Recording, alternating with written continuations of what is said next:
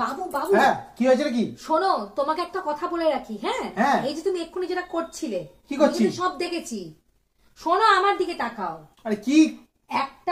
একটা স্বামী স্ত্রী না, ঠিক আছে, একটা গাড়ির দুটো চাকা হয়। তো কি হয়েছে? তুমি সেটাকে তিনটে চাকা দিয়ে টোটো বানানোর চেষ্টা করো না।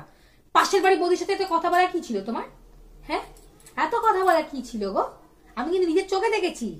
তোমার কি ইচ্ছা হয়েছে? হ্যাঁ, কি করবো না? চার চাকা বানিয়ে দেবো। চার চাকা মানে তোমার আরো বৌদিদের সাথে কথা বলেছে? মানে তুমি এত বৌদিবাদ ছিলে, জানতাম না তো। হ্যাঁ, তুমি এইরকম তোমার চরিত্র জীবনে শোধরাবে না। না, বাস বানিয়ে দেবো মেরে একেবারে।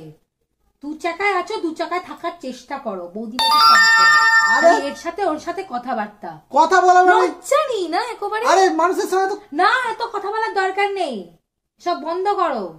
যত সব